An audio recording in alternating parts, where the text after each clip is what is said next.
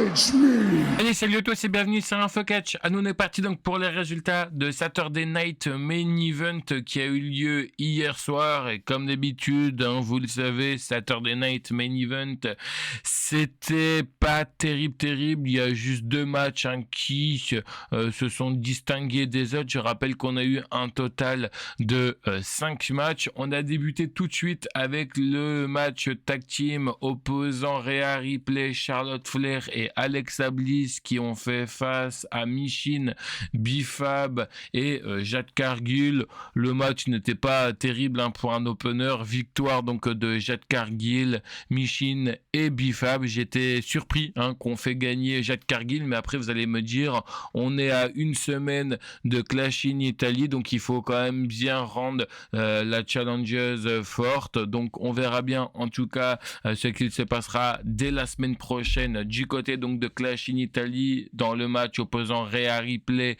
à Jade Cargill, comme je vous l'avais déjà annoncé. On verra qui gagnera et les pronostics seront bientôt disponibles. Ensuite pour ce deuxième match, on a eu le match opposant Sol Ruka face à Becky Lynch, où je rappelle que le titre de Becky Lynch n'était absolument pas du tout mis en jeu, même si c'est vrai qu'il nous l'avait teasé comme ça. Alors il faut savoir qu'on n'a vraiment pas eu de match. Ce qui s'est passé, c'est qu'on a Sol Ruka qui fait son entrée, ensuite Becky Lynch, il y a quelques petits mouvements, je crois que ça n'a même pas duré 3-4 minutes, et à un moment donné quand Sol Ruka elle s'apprête donc à monter sur les abords du ring pour faire sa prise donc de finish, on a Becky Lynch qui va prendre Madame l'arbitre qui va la tirer vers elle, ce qui fait que justement Sol Ruka ne l'a absolument pas du tout vu, donc elle va retomber sur l'arbitre qui est complètement KO et qui va faire sonner la cloche. Alors victoire certes donc de Sol Ruka, mais via disqualification donc de Becky Lynch. Voilà, Becky Lynch qui se fait disqualifier, et en plus elle a eu une idée de merde parce que avoir fait ça, on a vu Nick Aldis qui était donc dans les coulisses, parce que oui, il faut savoir que Nick Aldis c'est lui qui a géré Saturday Night Main Event au niveau des décisions, et il nous a annoncé que pour la semaine prochaine, cette fois-ci on aura bel et bien un match de championnat pour Sol Ruka, où elle va essayer donc d'aller chercher le titre de Becky Lynch du côté donc de Clash in Italy. On espère que ce match sera meilleur que celui qu'on a vu du côté de Saturday Night Main Event, parce que c'était pas terrible. Ce qui était également si fun, ça je pense que on s'est bien marré en live, d'ailleurs je remercie Lionel et Jimbo avec qui j'étais en live. C'était horrible quand même, parce qu'à un moment donné on a Cathy Kelly qui s'apprête à interviewer Lash Legend et Nia Jax, qui auront un match donc dans quelques minutes pour savoir si elles récupèrent leur titre ou non. Et en fait, en gros, on va entendre ce qui va se passer, mais la WWE qui va avoir un problème donc de caméra. Et ce qui était assez drôle, c'est que ils ont continué encore une fois donc à tourner donc en bons professionnels qui sont. Et quand la caméra elle va revenir, en fait, ils ont complètement perdu leur flux YouTube. Ils vont switcher vite fait sur Peacock et ils vont revenir sur sur YouTube.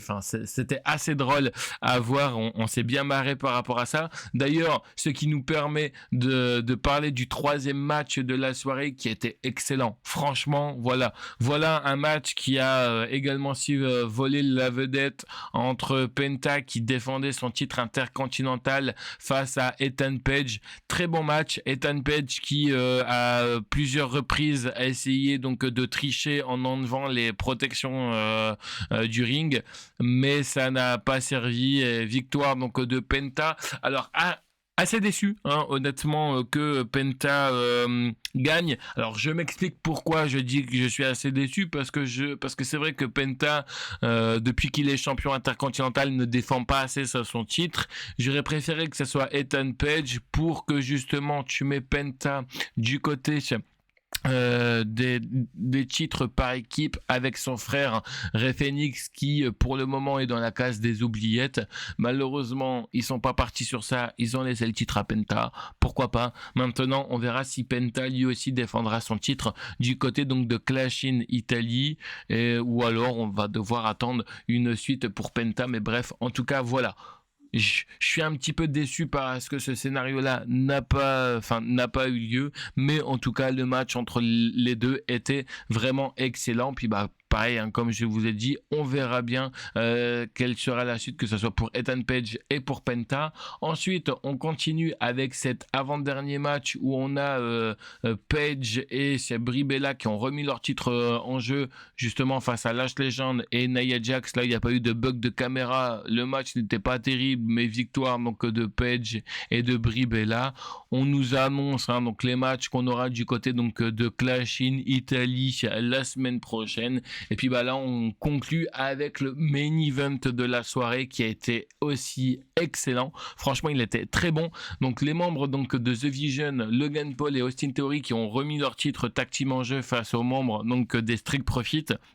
Super bon le match.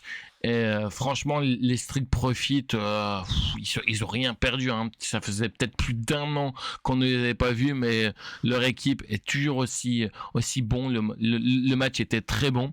À un moment donné, t'as Braun Baker qui va arriver. Je me suis dit, bah si Braun Baker arrive, c'est qu'il y avait Seth Rollins. Pas du tout. Hein. Je pensais que Seth Rollins allait être là. Pas du tout. Donc il faut savoir, je crois que c'est Angelo Dawkins, hein, si je dis pas de conneries, qui a fait voler Braun Baker à travers la table des commentateurs américains. Bref, je m'attendais à ce qu'on ait un changement de titre parce qu'à un moment donné, on avait un gros avantage pour les Street Profits jusqu'à ce que Paul Heyman prend le pied donc de Austin Theory, le pose sur la corde et montre à l'arbitre que le pied est sur la corde. Du coup, vous vous doutez bien que ça a énervé donc les Street Profits et c'est à ce moment-là où tout va se dérouler. Logan Paul qui arrive à récupérer ce fameux point américain qui tape, je crois, ça doit être Ford et du coup ça permet à ce que Austin Theory fait le tomber 1, 2, 3, toujours champion par équipe, hein, les membres donc de The Vision, pareil, eux aussi on verra si ils auront un match ou non du côté, c'est donc de Clash in Italy et puis je m'attends à ce qu'on ait